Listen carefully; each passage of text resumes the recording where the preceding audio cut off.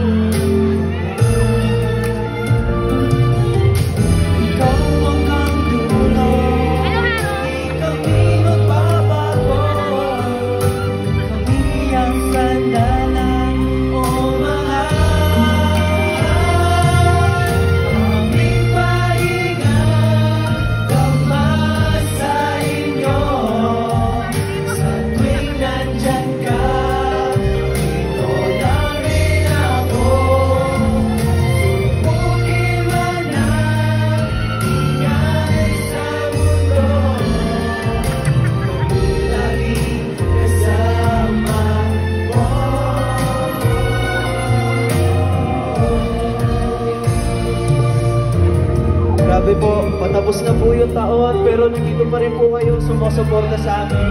Let's just enjoy this Christmas season with our loved ones. Mahal na mahal po namin kayo.